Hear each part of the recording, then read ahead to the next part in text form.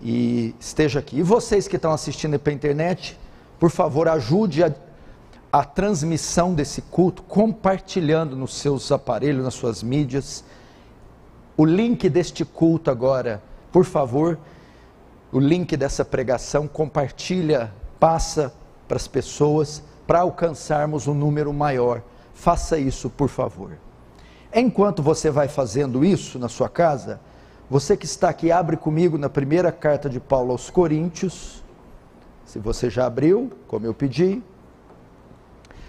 Segunda carta de Paulo aos Coríntios.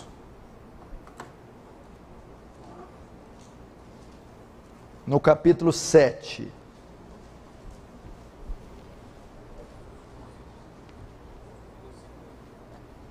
Eu falei segunda? É primeiro então. Agora vocês descobriram a função dos pastores auxiliadores, né? Pastor, você falou segunda. É primeira carta de Paulo aos Coríntios, capítulo 7. Vamos ver no verso de número 13. Verso 13. Diz assim, verso 12, aos mais digo eu, não o Senhor, se algum irmão tem mulher incrédula, e essa consiste em morar com ele, não abandone. E a mulher que tem marido incrédulo, incrédula que é pagão, ímpio, descrente, sem Deus, sem fé, e este homem consente em viver com ela, com a mulher cristã, que essa mulher não deixe o marido, porque o marido incrédulo é santificado no convívio da esposa, e a esposa incrédula é santificada no convívio do marido crente. Deixa aberto aí, não feche, feche apenas os olhos, vamos orar. Pai Santo, a Ti a honra, a glória, o louvor e o domínio. O objetivo desse culto não é e não pode ser outro senão tributar a Ti todo o louvor, toda a honra, toda a glória a Ti. É um culto teocêntrico, cristocêntrico. Não visa apenas o nosso bem, mas a promoção da Sua glória, o avanço do Seu reino, a exaltação e o louvor da Sua glória, a despeito de sermos quem somos. Senhor, não deixe de ser glorificado, não deixe que Sua grandeza seja inibida, suprimida, em razão das nossas debilidades, mas através delas, exalta a si mesmo, engrandece a si mesmo, eleva o Seu nome acima de todos os nomes. E por um ato de graça e misericórdia, concede favor a essas criaturas, esses pecadores, ajusta nossas vidas, coloca-as no trilho, contém esse coração nosso que não se pode mensurar, Deus, o poço de incoerências, insensatez, iniquidade que é, para que assim possamos Te honrar da forma devida. Faz Teu reino avançar, Senhor, receba a glória para si, enche esse local da Sua graça bendita, e nos conforme a imagem do Seu Filho, em nome de Jesus. Amém. Irmãos, o tema da minha mensagem aqui é oportuno, pertinente e é atual. É uma mensagem destinada, é uma mensagem de caráter, de viés familiar. Mais uma vez, é uma mensagem destinada à família, essa célula, essa instituição tão importante no contexto da civilização, no contexto da humanidade, no contexto do cristianismo. E hoje eu vou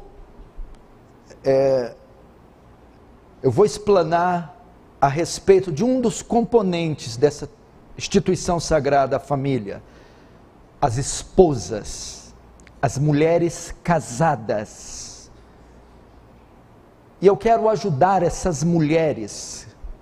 A mensagem é para mulheres que são casadas com homens fracos, limitados, com homens de uma fé rasa, de uma personalidade inconsistente, inconstante.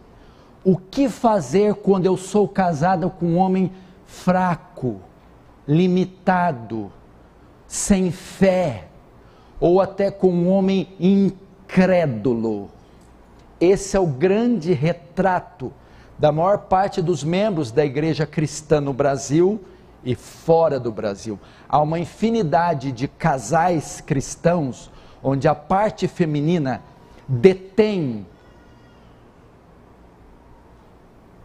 é quem detém uma fé mais robusta, é quem detém uma comunhão maior, mais elevada com o Senhor, é quem é mais fiel na sua fé ao Senhor. Quando não são casais mistos, um é crente, outro incrédulo, e a grande parte dos incrédulos são os homens, e a grande parte dos cristãos são as mulheres. Então é típico de, no meio do casamento cristão, as mulheres sofrerem com maridos ou ímpios, ou fracos, ou sem interesse espiritual, fazendo dessas mulheres as carregadoras dos fardos nos seus lares, com seus filhos, com seus maridos e a vida espiritual do lar. Não estou dizendo que são todos, existem casos opostos, mas esses são a grande maioria. Portanto, é necessário uma palavra para auxiliar, encorajar essas mulheres, instruí-las como lidar com ambientes assim, onde o seu cônjuge, o seu parceiro é mais limitado, é inferior, é mais fraco do que ela.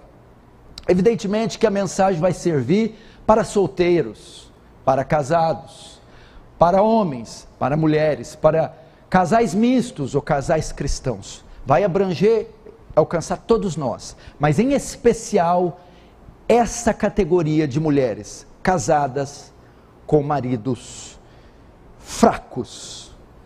Vamos ver então, primeiro, eu quero começar, Paulo, eu acho que é um ponto importante a gente aprender. Primeiro Paulo começa mostrando que casar ou ficar solteiro é um dom de Deus. Casamento não é necessariamente só uma escolha ou uma opção voluntária, ele é um dom. Nem todos têm o dom para se casar, de modo que a solteirice, ficar solteiro também, não há nenhuma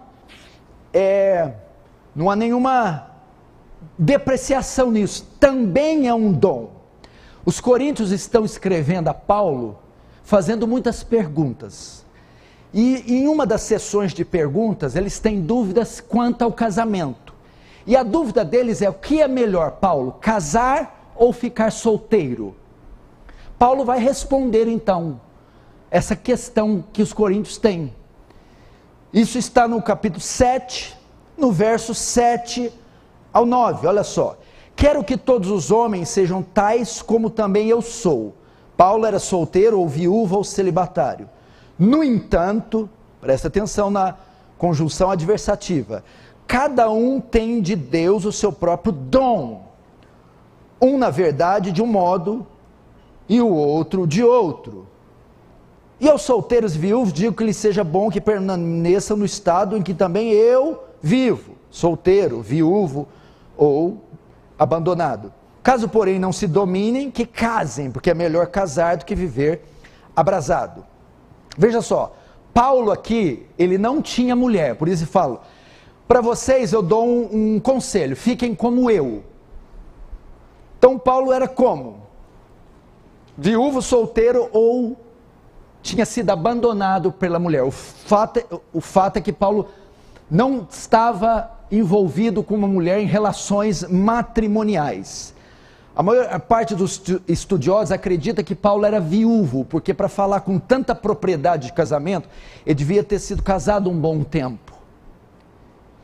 E aí Paulo começa mostrando a preferência pessoal dele. Ó, prefiro que todos sejam como eu. Então Paulo queria que todo mundo fosse solteiro, ou que o pessoal não tivesse mulher ou marido, ficasse só.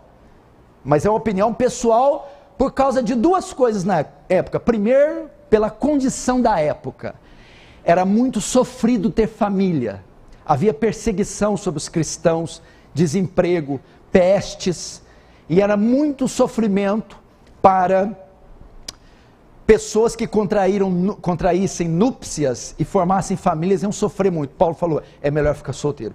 Segundo, para a condição espiritual, servir, buscar a Deus solteiro é mais fácil do que casado. Ele dá isso, ele dá a sua sugestão. Entretanto, ele vai usar a conjunção adversativa. No entanto, ó, eu prefiro que vocês fiquem solteiros, mas, todavia, não obstante, cada um tem o seu dom. Eu não posso exigir isso de todo mundo. Cada um tem o seu dom, ou seja, alguns têm o dom de casar, outros têm o dom de ficar solteiro. Então, cada um respeite o dom que recebeu. A palavra grega para dom aqui é a mesma de 1 Coríntios 12, os dons do Espírito, de profecia, de revelações. É a mesma palavra, dom. Ou seja, Paulo entende que o casamento, casar e ficar solteiro, é uma vocação.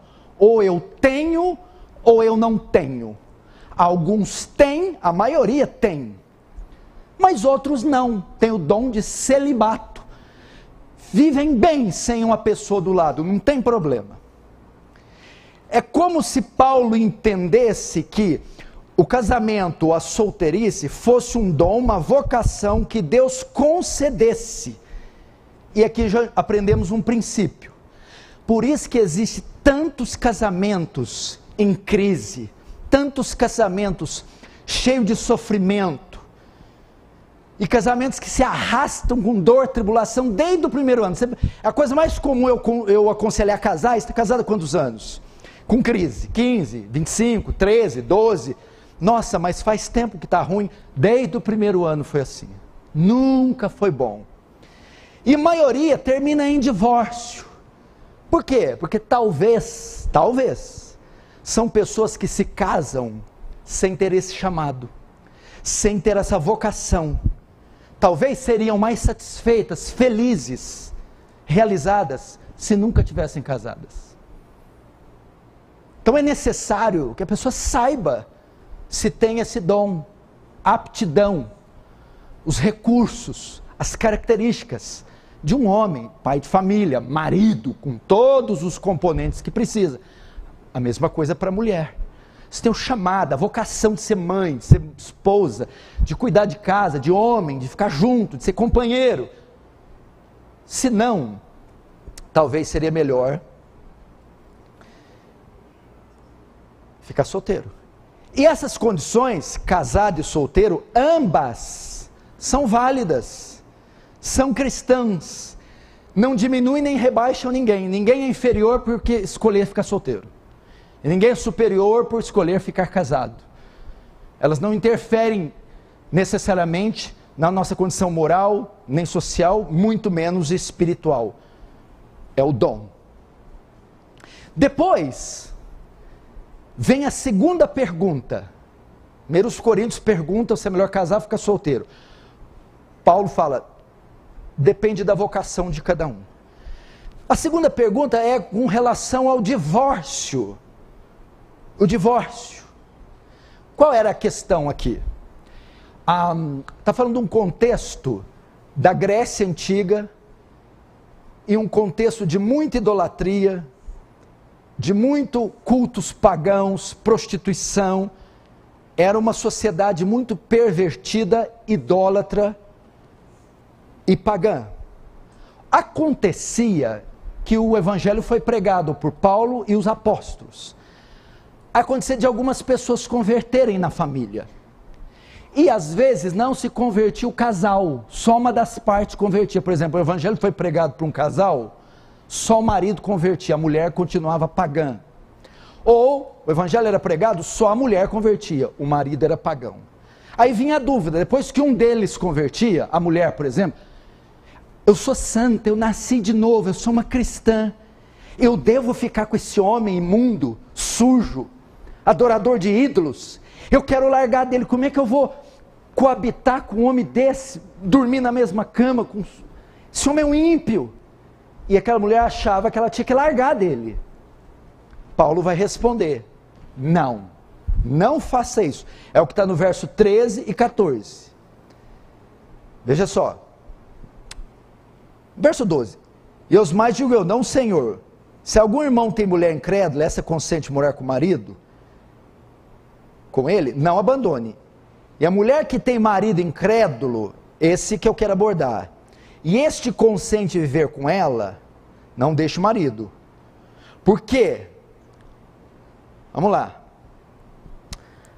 Aí Paulo vai dizer, se no caso de incompatibilidade espiritual, pode se separar?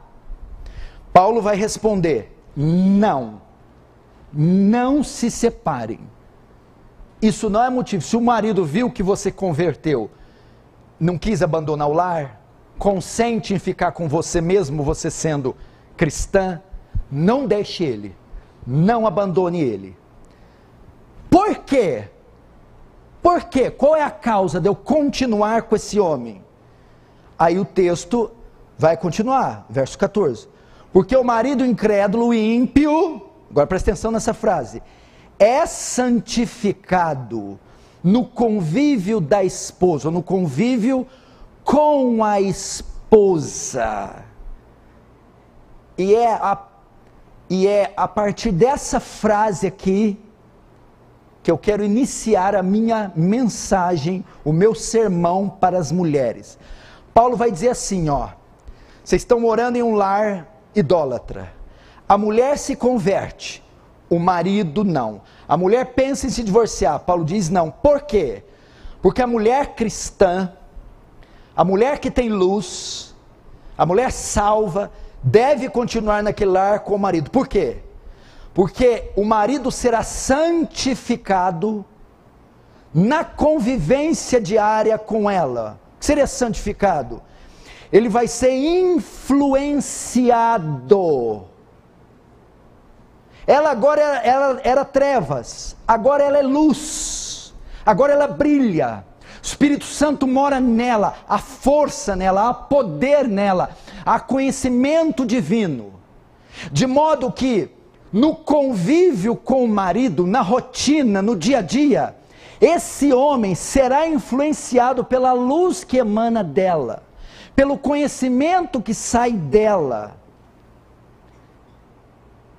pela verdade que nela habita, e de modo que as trevas do homem, o paganismo, e a luz da mulher, uma vez chocadas, não são as trevas do marido, a maldade do marido, a mentira do marido, que prevalecem contra a mulher, mas é a luz da mulher, a verdade da mulher, a justiça da mulher, que prevalece sobre o marido. Portanto, a parte fraca, ou a parte incrédula, porque eu posso dizer tanto o marido incrédulo como o marido fraco, está exposto, ou a parte fraca está exposta às bênçãos que estão sobre a parte cristã. Aquela parte, por ser crente, tem bênçãos sobre elas. As promessas de Deus, a proteção de Deus, a misericórdia de Deus, a provisão de Deus. E o cônjuge fraco e incrédulo vai receber essas mesmas bênçãos, alcançarão ele. Ele está sobre a influência da mulher, sobre as bênçãos que Deus despeja sobre a mulher, também alcançam ele, influenciam ele. Então a parte incrédula está exposta às bênçãos que estão sobre o crente, ou está exposto sobre a influência do crente. Entendeu? João Calvino, quando grande reformador francês, comentando esse texto, diz assim: por causa do poder de Cristo, a influência de um crente é mais forte do que a influência de um não crente, pois a piedade de um faz mais para santificar o casamento do que a impiedade do outro para torná-lo impuro.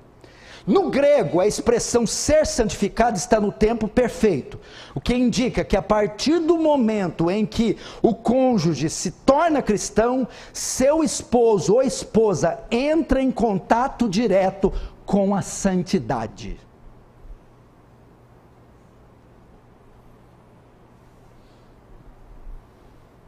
Vocês estão entendendo, mulher? Então você está entendendo a força que você tem, se você é, no contexto do casamento, a parte cristã e ele o ímpio, ou se você é a parte forte e ele fraco. Você, com o seu, no convívio, com o seu testemunho, orações, sua fé, sua fidelidade a Deus, tem o poder de influenciar ele, afetar ele, convencer ele, prevalecer sobre ele. Tudo que é de bom que está em você, por você ser cristã, vai prevalecer sobre a maldade dele, por ele não ser cristão. Aqui nós podemos colocar, no caso eu apresentei a incompatibilidade espiritual, mas nós podemos colocar todo tipo de incompatibilidade, ou seja, os defeitos do cônjuge. No caso, a dúvida era: eu estou casado com um homem incrédulo, o que eu faço? Separo ou não? Fica. O seu caso: eu estou casado com um homem irado, eu estou casado com um homem ruim, estou casado com um homem limitado, estou casado com um homem ganancioso, estou casado com um homem sensual. Paulo diz: fica, continua. Porque as bênçãos derramadas sobre você, a luz que está em você, prevalecerá sobre as debilidades, as maldades, a incredulidade dele.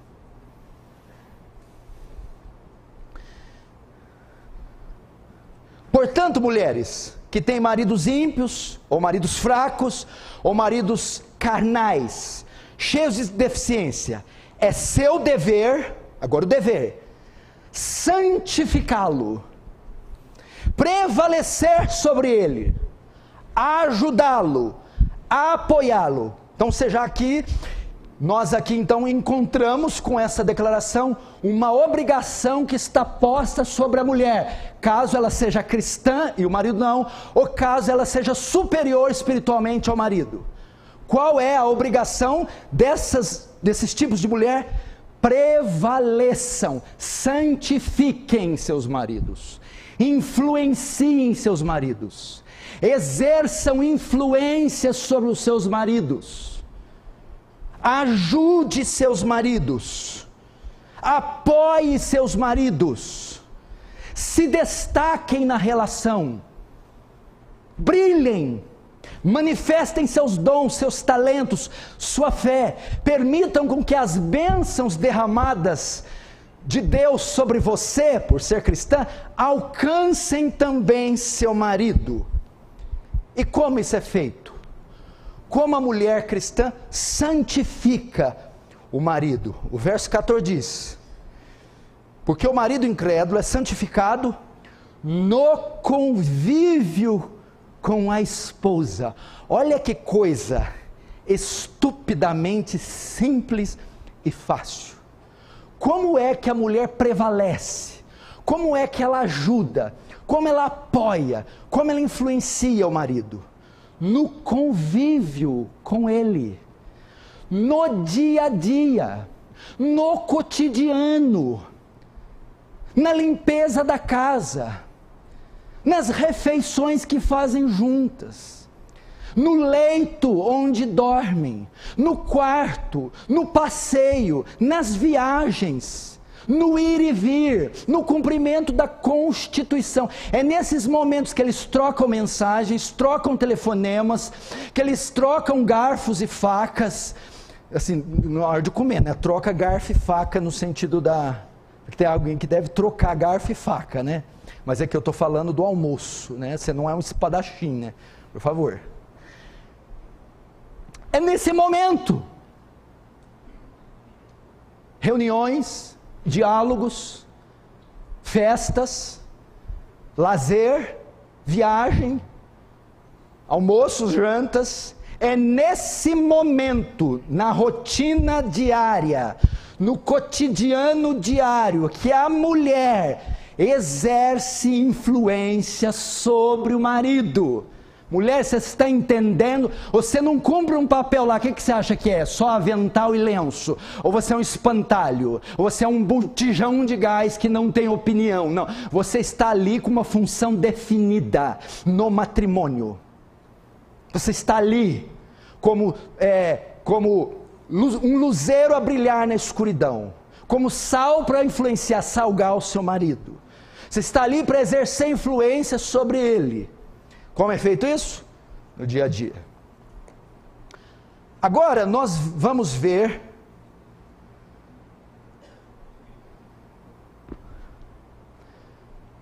vimos o dever dela, vimos como o ambiente que ela faz isso, na rotina do dia a dia. Agora veremos a forma, como as esposas santificam seus maridos, quer ímpio, quer crentes. Como você faz isso na prática?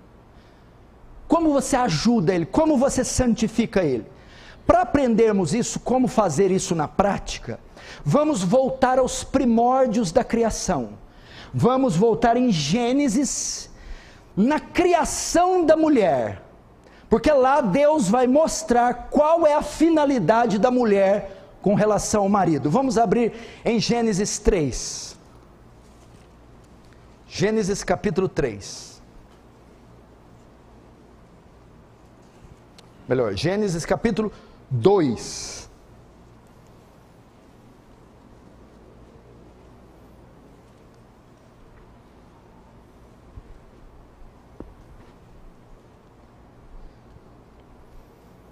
Primeiro livro da Bíblia, Gênesis 2. Versículo de número 18. Disse mais o Senhor Deus: não é bom que o homem esteja só, far-lhe-ei uma auxiliadora que lhe seja idônea. Até aí. Bom, nós vimos aqui os casos mistos, vimos qual é o dever da mulher, e vimos como ela faz isso. Ela tem a obrigação de santificar o marido, exercer influência sobre ele. Agora em Gênesis 2 nós vamos ver como elas fazem isso. E nós voltamos para o livro da criação, os primórdios da criação, por quê? Este texto vai mostrar da criação da mulher, quando Deus criou a mulher, de que forma Deus criou a mulher e para qual finalidade. E aqui mostra qual a finalidade de Deus ter criado a mulher com relação ao seu marido. E o primeiro princípio que aprendemos aqui é que a mulher santifica o seu marido auxiliando ele. Presta atenção, mulher. Auxiliando ele. Gênesis 2:18 disse mais o Senhor: não é bom que o homem esteja só.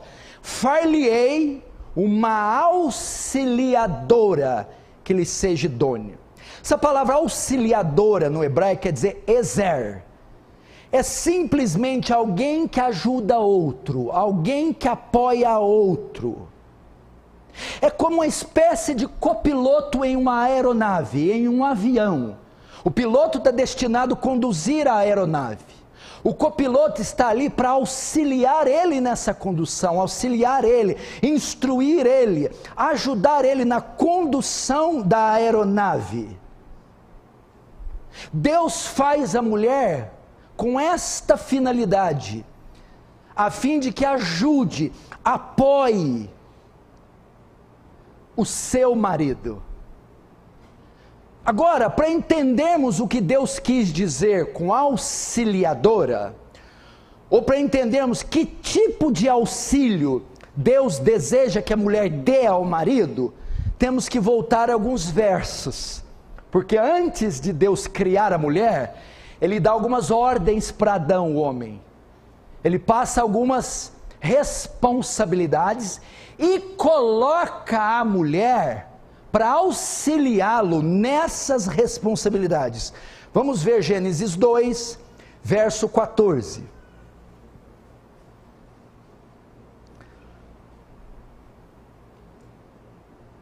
O nome do terceiro rio é Tigre, e é o que corre pelo oriente da Síria, e o quarto é Eufrates. Verso 15. Tomou, pois, o Senhor Deus ao homem, e colocou no jardim do Éden, para o cultivar e para o guardar. Até aí.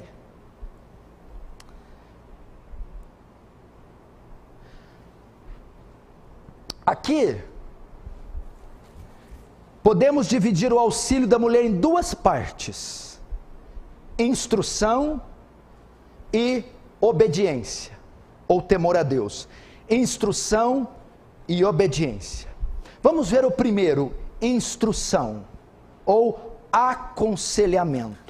Nos versos anteriores à criação da mulher, Deus dá uma ordem para Adão, com relação à criação, ou o jardim do Éden. Ele dá uma ordem para que ele, primeiro, governe o jardim, a liderança do jardim. Segundo, dá uma ordem para que ele cultive o jardim, trabalho, para que ele trabalhe. Terceiro, dá uma ordem para que ele guarde o jardim, a proteção do jardim. E quarto, dá uma ordem para que ele povoe o jardim, deixe uma descendência. Então, a ordem de liderar, trabalhar, proteger e multiplicar dentro do jardim. Essa é a ordem. E então ele cria a Eva, a mulher, para que o auxilie, para que o apoie, para que o ajude nessa ordem de cultivar, governar, proteger e povoar o jardim. Esposas, no governo dos lares de vocês, na administração das finanças do lar, na educação dos filhos, na tomada das decisões, instrua o seu marido. O instruir é o mesmo que aconselhar. Você foi colocada como conselheira dele. Então ele tem uma obrigação. Ele governa o lar, ele administra finanças, ele educa os filhos, ele toma decisões. Você auxilia, aconselha, dirige, você o ajuda no governo desse lar. Você o apoia na administração das finanças. Você o ajuda na educação dos filhos. Você o instrui ou aconselha na tomada das decisões mais importantes. Você está ali para isso. Deus te colocou para isso. Ele não toma decisões monocráticas. Ele não governa o lar sozinho. Ele não faz do dinheiro o que bem entende. Ele não toma decisões sem o seu consentimento. Você precisa participar das decisões e aconselhá-lo nas decisões. Você precisa participá-lo, você precisa participar da administração das finanças, se envolver, saber o que está acontecendo com o dinheiro, quando que entra, para onde são destinados os recursos, o que é feito do dinheiro. Você precisa participar da correção dos filhos, da instrução dos filhos, da educação dos filhos. Como ele faz isso? E nas tomadas das decisões. Você está entendendo? Aqui nós temos duas questões, que uma delas vou tratar no final. O primeiro, das mulheres omissas, que não se interessam pelos problemas e as obrigações do marido. E o segundo é os maridos que tolhem as mulheres das suas opiniões. Você precisa intervir. Você pode chegar a ele assim: meu amor, você tem certeza que essa é a decisão certa? Vender agora a empresa? Você foi colocada para isso. Como é que é? Peraí, você vai vender a empresa agora? Você tem certeza que você deve fazer isso? Você não percebe os perigos que corre? Você está ali para isso. O copiloto está na cabine para ver o que o piloto não consegue ver, perceber o que o piloto não consegue perceber. Ele está numa longa jornada, 13 horas, 24, faz turnos e retornos. O copiloto está para isso. Você está ali para alertá-lo do que ele não está vendo, para ouvir por ele aquilo que ele não está ouvindo. Você foi colocada para parar. Ei, peraí, está errado. Ei, não avança mais não, tem um precipício na frente. Meu amor, você tem certeza que essa é a decisão certa a ser tomada agora? A venda da empresa? Você não está percebendo os perigos? Você vai lá e impede ele. Você vai e intervém. Ou você diz para ele: meu bem, eu não sinto paz nessa mudança que você quer fazer. Eu acho ela precipitada e sem fundamento.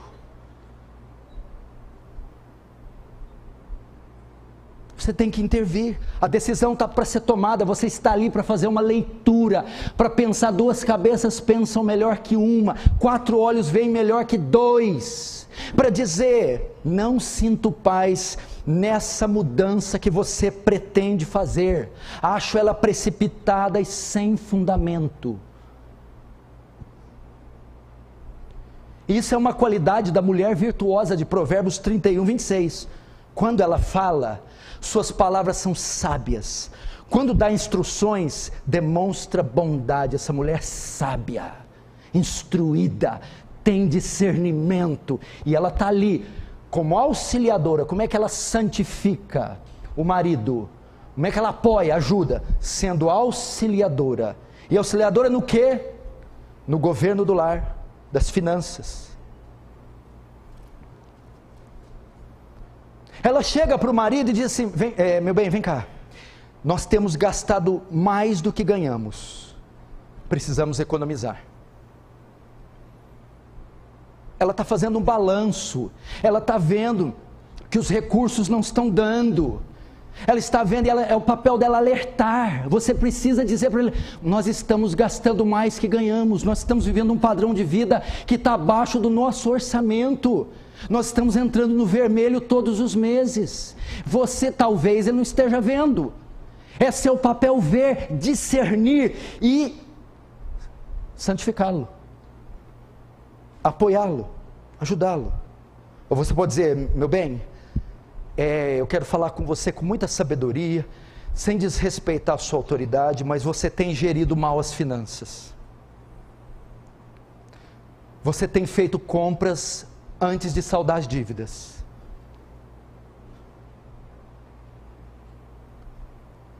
Me deixe administrar as finanças, por favor. A mulher está ali para isso, para ver essas coisas, para ter o feeling, para sentir. Meu bem, você tem gerido mal as finanças, você tem se equivocado com os seus gastos, você não está sabendo se programar. Me deixa administrá-los. Pastor, mas eu posso? Você foi feita para isso, foi criada, constituída para. Deus te põe lá. É pecado se você não fazer. O copiloto está ali para ver, está tendo uma tempestade, você está ali para isso. Provérbios 31:11 diz que isso também é uma característica da mulher virtuosa. Mulher virtuosa, que achará? Olha só, o marido tem plena confiança nela, e ela lhe enriquecerá a vida grandemente. Confia na tua mulher.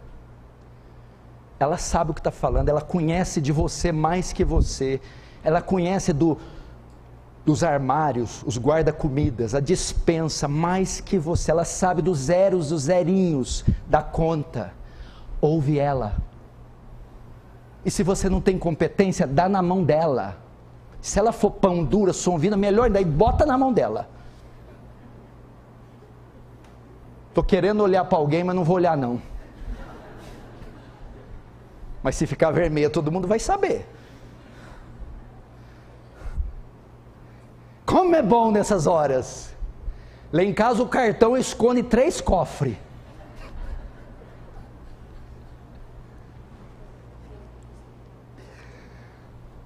Dorme com a carteira debaixo do travesseiro. Olha que entra alguém, você vai no travesseiro. Não vai acudir os filhos, não vai fazer nada.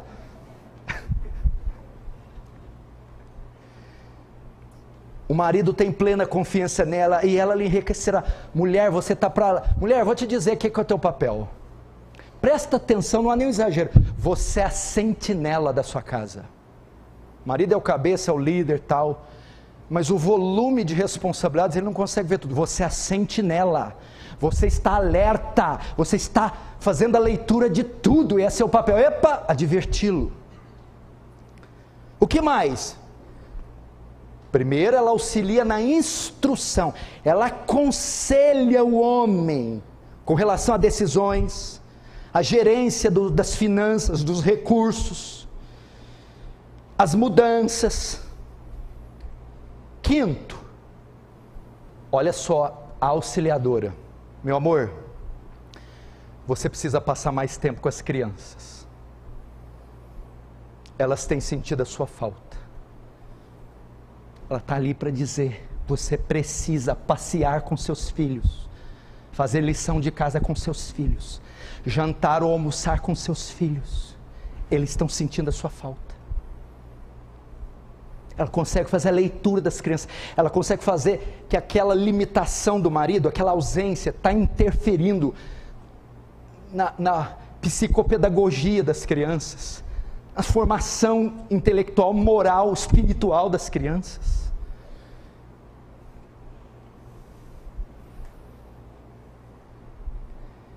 Meu amor, você tem sido muito rude e severo na disciplina do Joaquim. Joaquim é um nome fictício para falar seu filho.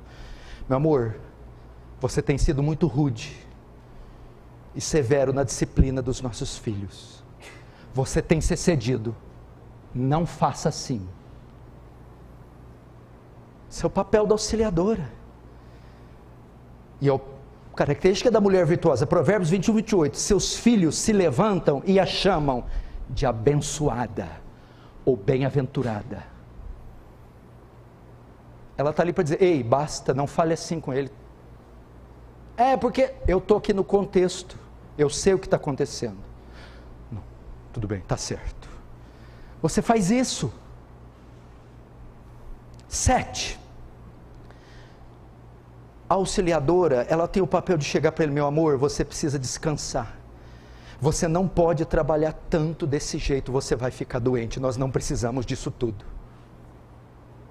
Ela está sentindo o temperamento, o estresse, a descarga emocional, ela tem que dizer, para, descansa, desliga esse celular, deita no sofá, põe essas pernas para cima, você vai se matar desse jeito. Ela está preservando a integridade física, emocional do marido, ela está é o papel, ajudadora.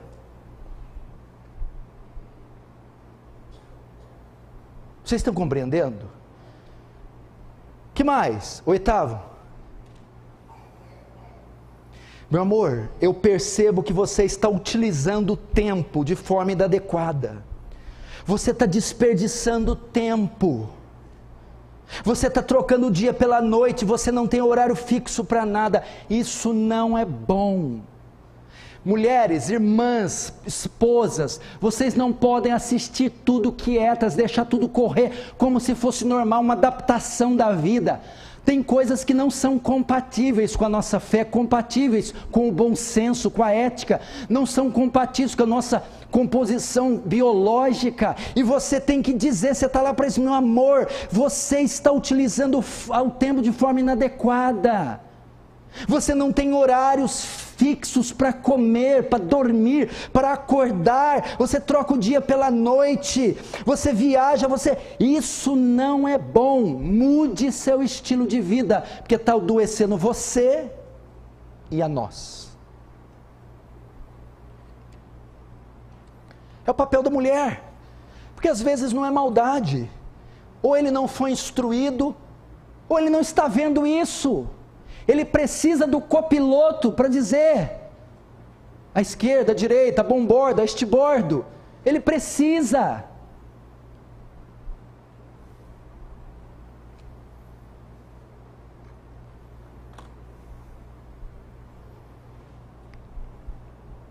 Então a mulher precisa fazer isso. Ela não pode ser omissa quanto a isso. Ela não pode omitir o que ela está vendo. Ela não pode omitir o que ela está ouvindo, o que ela está palpando. Ela tem que interferir, desde que isso funcione como auxílio, que isso traga progresso para o casamento, para os filhos, para o lar, para as finanças, para a vida espiritual. Ela não pode se calar. Ela tem uma consciência, essa consciência está cativa à palavra de Deus e ao bom senso, a própria lei que Deus colocou nela. E ela não pode ir contra isso. Ela precisa exercer a função a qual Deus destinou, auxiliá-lo nas coisas que ele não está percebendo nem vendo.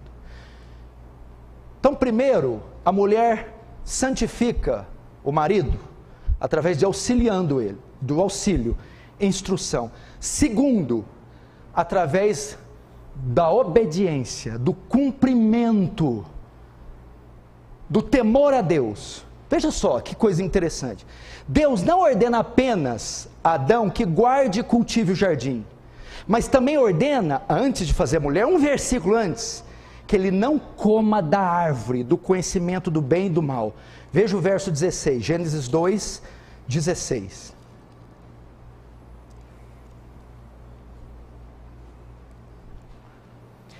E o Senhor Deus deu-lhes esta ordem, Adão: de toda a árvore do jardim comerás livremente, mas da árvore do conhecimento do bem e do mal não comerás, porque no dia que dela comerdes, certamente morrerás. Agora o 18, e disse Deus: não é bom como esteja só, far-lhe-ei uma auxiliadora que seja idônea. Veja só, escute, olhe para mim.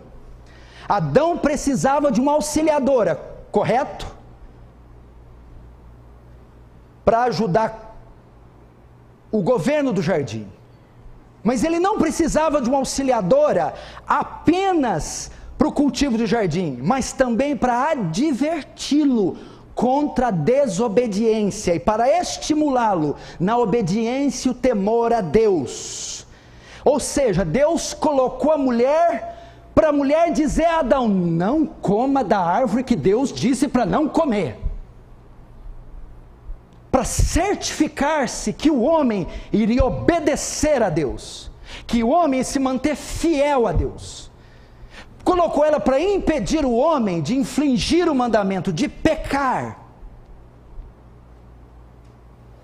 Esposas, vocês foram colocadas ao lado dos seus maridos para isso também. Olha que coisa tremenda, para impedir que ele peque, para estimulá-lo na santidade. Esposas, vocês foram colocados ao lado dos seus maridos para isso. Primeiro, para o encorajamento espiritual. Para o encorajamento. Vocês foram colocadas para encorajar esses homens a obedecerem a palavra de Deus. Vocês foram colocadas do lado dos maridos para encorajá-los a serem mais crentes. Vocês foram colocados ao lado dos maridos para estimulá-los a sua fé. 1 Tessalonicenses 5,11, 1 TS 5,11, diz assim: consolai-vos, pois, uns aos outros, e edificai-vos uns aos outros, como também estáis fazendo. Uns aos outros envolve marido e mulher. Ou ideia, mulheres, edifiquem seus maridos, estimulem seus maridos, façam serem mais crentes. Esse é o seu papel. Então, primeiro lado positivo, Eva faz ele cumprir o mandamento. Mulheres, presta atenção, instruam seus maridos a participarem das reuniões, estimulem eles a não faltarem da igreja, estimulem seus maridos a comparecerem nos cultos públicos, a culto sábado, a culto domingo à noite. Mulheres, estimulem seus maridos a participar das escolas bíblicas. Mulheres, estimulem seus maridos a participarem das reuniões de oração. Você está aqui para isso.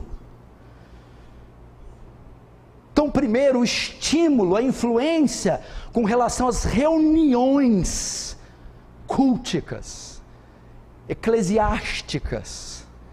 É o seu dever dizer para eles: vá aos cultos, meu amor, não falte da vigília, vá lá quarta-feira orar por nós. Estimulem eles, mulheres, segundo ponto, na vida devocional, que é leitura da Bíblia, vida prática de oração regular, particular. Estimulem eles nisso. Estimule seu marido a não ficar à frente da TV, mas ler 3, 4 capítulos da Bíblia por dia, a ter um momento de oração. Mulheres, lembre-os do seu dever de serem fiéis a Deus e aos seus mandamentos. Escute aqui, filha, escute aqui. Quando você casou com esse homem, você casou para fazê-lo melhor e não pior. Você casou com ele para ele ser mais santo e não menos santo, para ele ser estimulado nas coisas espirituais, para ele amar Cristo mais. Ao casar com você, ele deve ver Cristo como ele não via, com um brilho maior. Ele deve ver as coisas, os meios da graça, com mais alegria, através do seu estímulo, exemplo, testemunho. Eclesiastes 4, 9 e 10. É melhor serem dois do que um, pois um ajuda o outro a alcançar o sucesso. Se um cair, o outro ajuda a levantar-se. Ai, porém, de quem estiver só, pois caindo não haverá quem o levante. É melhor serem dois. Quando o marido está embaixo, levanta ele. Quando ele está cambaleando na fé, ergue ele, bota ele para cima, estimula, fala: homem, ora, eu intercedi por você, vamos no culto, dá a mão para ele, arrasta ele para a oração, estimula ele, compra uma Bíblia grandona com coisa colorida, bota lá.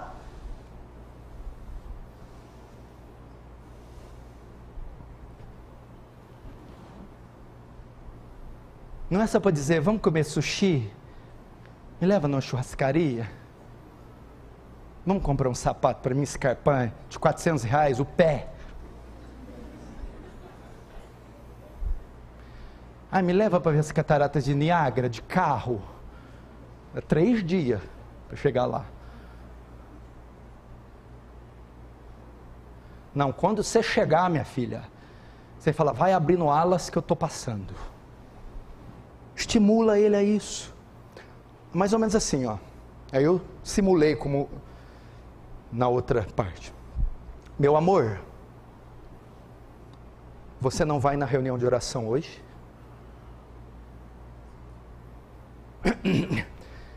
O que? Você não vai na reunião de oração? Você não vai levar as crianças com você? Seria bom para a formação delas, você participar, nos dando exemplo, e levando ela, ou nos levando, para sermos fortalecidos. Seu papel é dizer isso para ele, estimulá-lo. Segundo, meu bem, você tem ficado muito tempo no celular, você precisa gastar mais tempo com as escrituras. Você tem todo o direito e permissão de fazer isso. Você foi colocado ali para isso, para auxiliá-lo, para estimulá-lo a obedecer a palavra. Então, Você tem ficado muito tempo na televisão, no celular.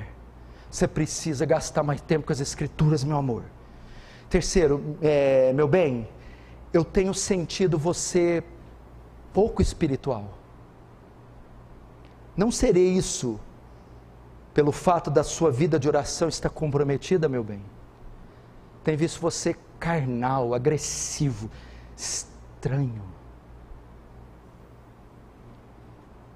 Isso não se deve ao fato de você não estar orando. Meu amor, vamos orar. Ore junto comigo. Estimule a oração. Quarto, meu amor, não podemos faltar dos cultos por questões banais com tanta frequência como estamos fazendo. Os cultos são nossa prioridade, meu amor. Você tem que dizer isso para ele. Estimule-o. Não seja como a mulher de Jó, que fez exatamente o contrário. Quando Jó foi ferido de chagas malignas e começou a se cortar com telhas, Jó 2, verso 8 e 9, olha só, e Jó, sentado em cinza, tomou um caco para com ele raspar-se. Então sua mulher lhe disse: ainda conservas a tua integridade? Amaldiçoa teu Deus e morre. Estimulou ele o contrário. Larga desse Deus, deixa isso aí. Não faça isso. Estimule ele buscar a Deus, estimule ele ter uma vida piedosa.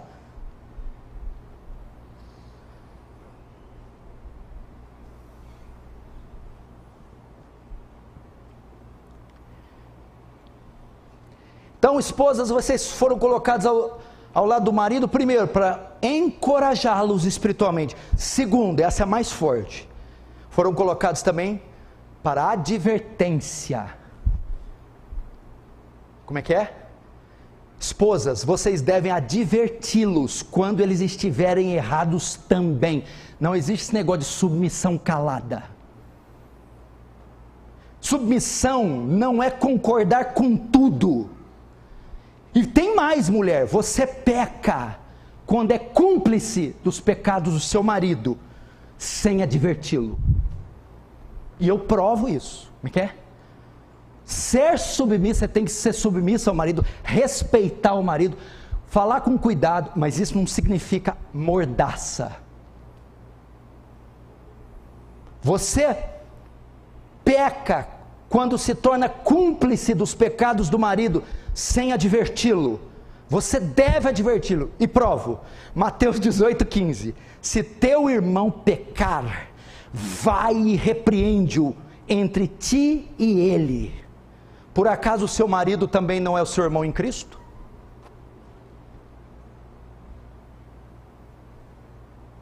Vamos contextualizar? Não cometo nenhuma heresia fazendo isso, vai ficar até mais bíblico.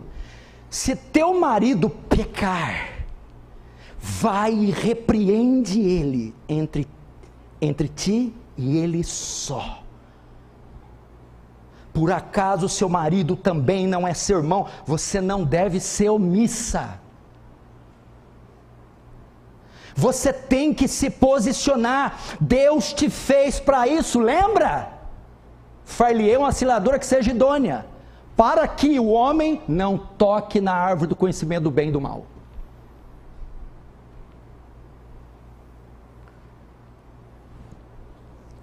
E eu percebo isso.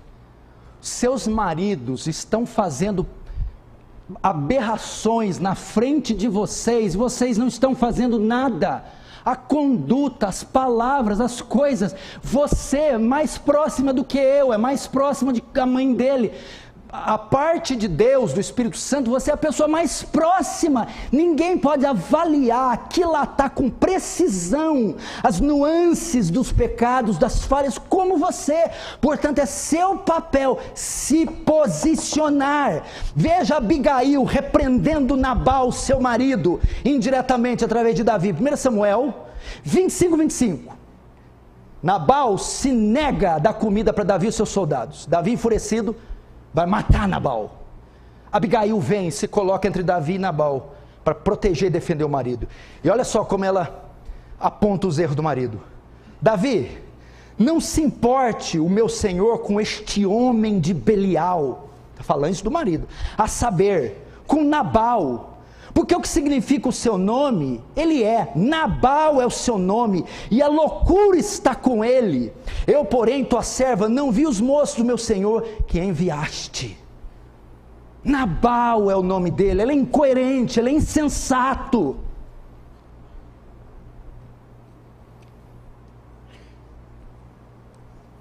Se posicionou.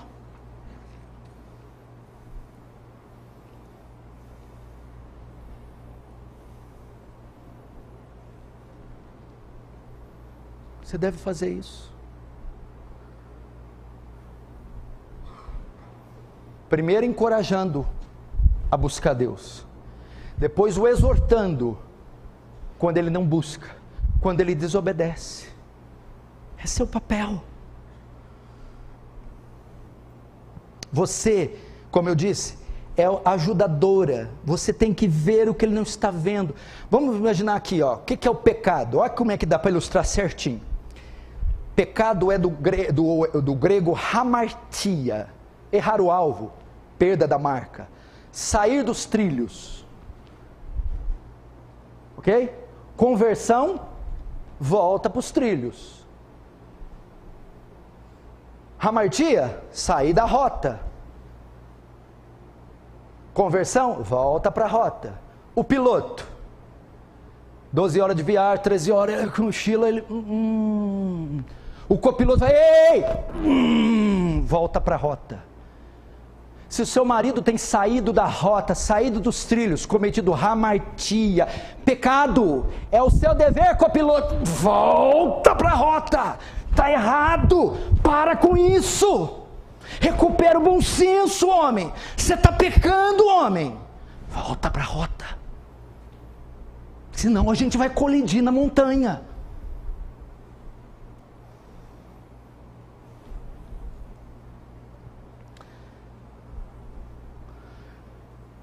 E como a mulher o adverte na prática?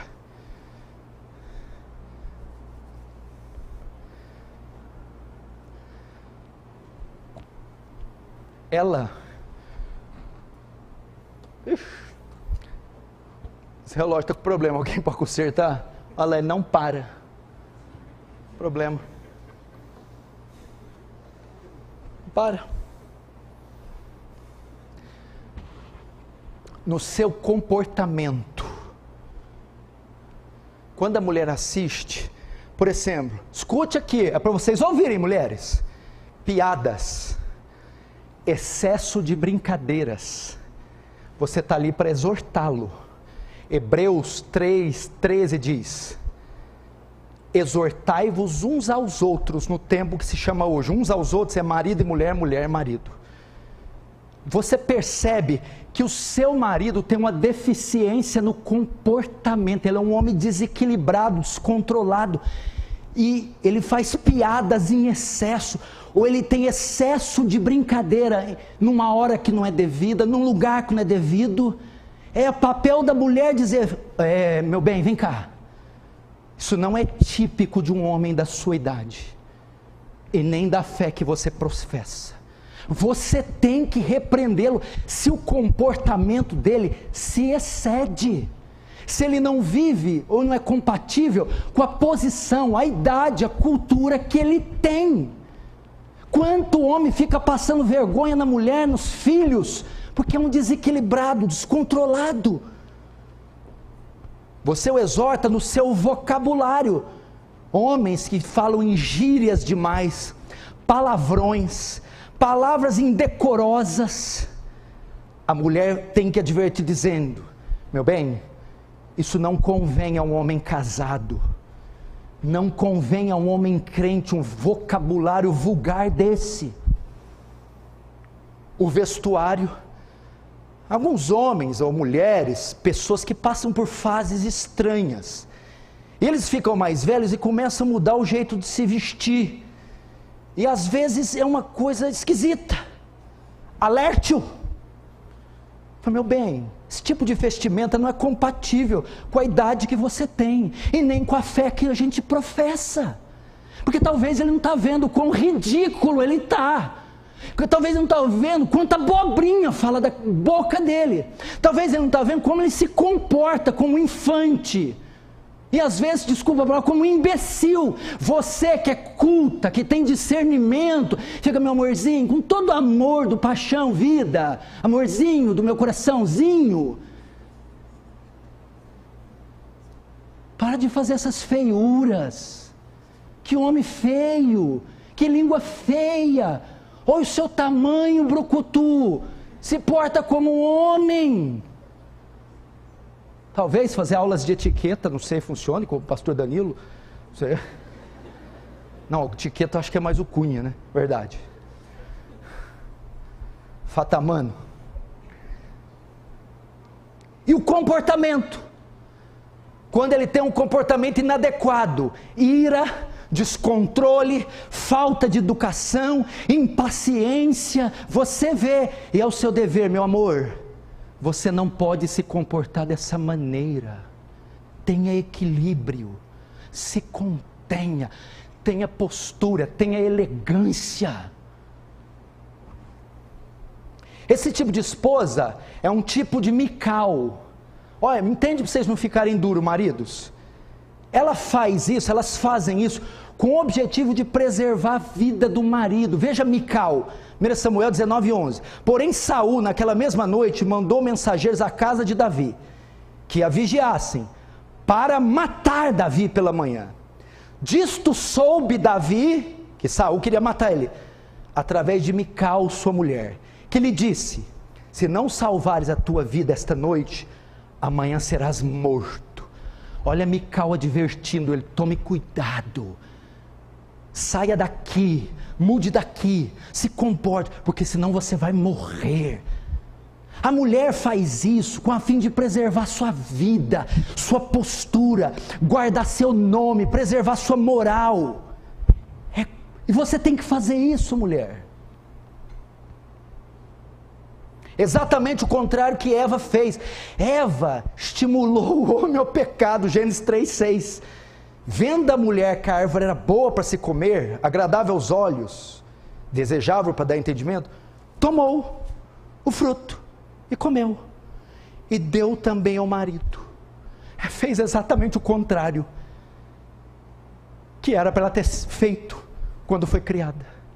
É para ter impedido o homem de comer. Não, ela comeu e deu para o homem. É o tipo da mulher, das esposas que fazem os maridos pecar. Pecam e fazem pecar. Comem e fazem comer. O seu é o oposto. Você diz assim, ó: saia daqui para preservar a tua vida. Faça sim para preservar a tua vida. Agora eu estou terminando. Não fique nervoso. Mais 45 minutos eu termino. E não olhe no relógio. Cada um que olhar, eu vou acrescentar 15 minutos na mensagem. Foram 2 irmãos que olharam. São 30 minutos. Por fim, mandar o Gabriel subir para tocar é uma medida psicológica. Ao ver subir e tocar, vocês vão dar ideia, está acabando. Mas não quer dizer que está acabando. Eu tenho meus jeitinhos aqui, entendeu? Eu conheço. Aí toca ali, depois se eu for enrolar mais um pouquinho, eu chamo o Tiago, aí o violão, tlim, né? Aí manda levantar, serve uma torradinha, e não vai ficando.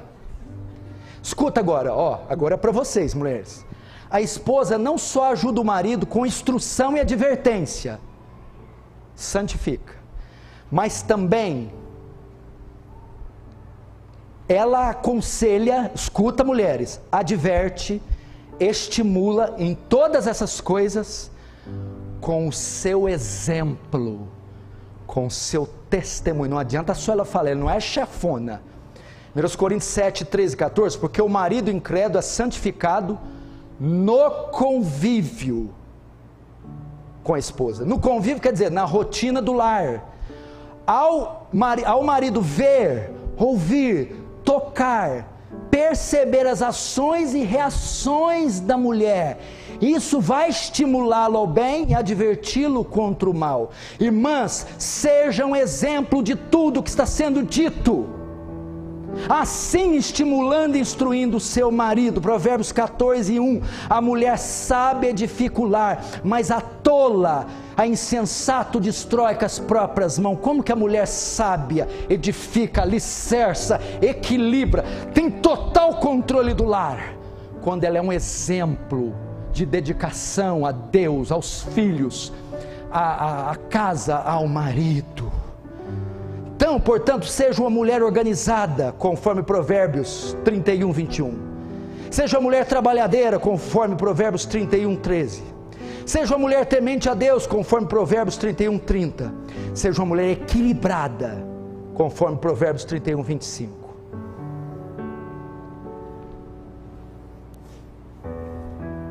Assim você consuma a sua posição, seu exemplo.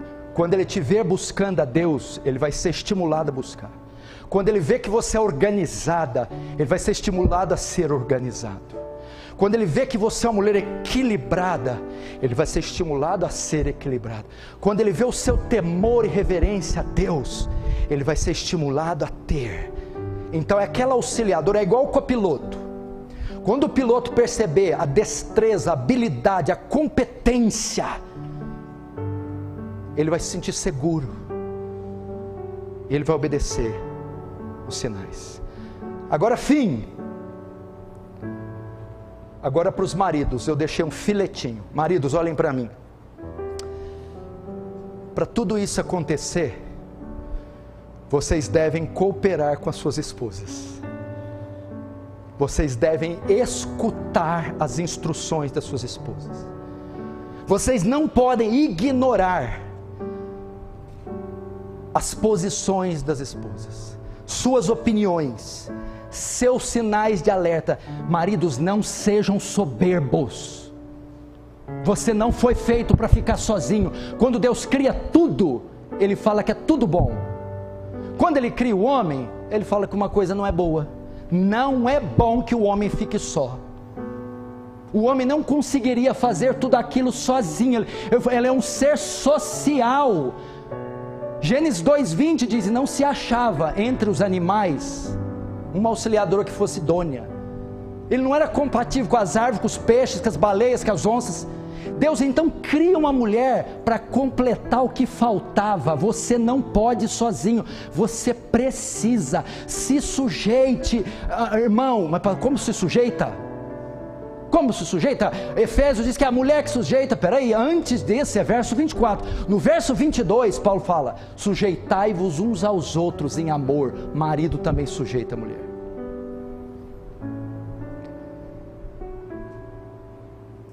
Se o marido se recusar, então vou usar aqui, eu estou usando a linha aérea, né? Minha esposa falou ontem, ó, as analogias que você usou na pregação de sábado foram muito boas. Então vou usar uma para encerrar. Você se lembra de um dos maiores acidentes aéreos de todos os tempos? Foi em 2009 com aquele avião Air France, um Airbus, com quase 300 passageiros. Tinha um piloto que chamava, o piloto chamava Dubois, e o copiloto Bonan. Eles fazem a decolagem e sobem. Dubois, que é o piloto, os dois pilotos franceses, deixa a cabine, porque ele fazia aquela trajetória dezenas de vezes, e vai para primeira classe, comer, ler revista, tal. Bonan, o copiloto, assume. Em uma parte da viagem, ele avista uma tempestade de granizo, e isso o avião teria que fazer uma rota diferente. E ele avisa para o copiloto, avisa para o piloto, Bonan, para o Dubois: está tendo ali, nós precisamos de altitude, mas para passar em cima dessa tempestade, vamos passar o limite máximo de altitude do avião. Aí o Dubois fez assim, e não deu bola, ignorou o sinal, e foi voltar a ler uma revista, porque ele estava preocupado com o preço da gasolina na França. Resultado: ele passa por essa tempestade, não consegue se desviar, os granizos entram pelos orifícios do avião, travam as turbinas, o avião cai no mar Atlântico, no Oceano Atlântico, e toda a tripulação morre, porque o piloto Dubois ignorou o conselho, a instrução, a advertência, o estímulo do copiloto, Bonan. Todos morreram. Se você, marido, for soberbo e estúpido o suficiente para não envolver tua mulher na tua vida e não ouvi-la, teu avião, emprego, família, filhos, está fadado à queda e à ruína. Porque o Bonan não foi colocado ali para encher linguiça. A esposa foi colocada para ser a auxiliadora idônea. Ouça ela. E vocês, mulheres, chegam de ser omissas e compactuar com tudo desse marido. O texto aqui diz que não é ele, a carnalidade dele que prevalece sobre você. Não quero ir para a igreja, quero ir para o cinema, não quero ler, quero ver filme, não quero orar, quero ir para a padaria. É a sua santidade que prevalece. Não, nós não vamos fazer assim. Eu não vou me sujeitar, não vai, não quero, não pode, você me manipula, me seduz, me coage e eu acabo me rendendo. Você não vai se render.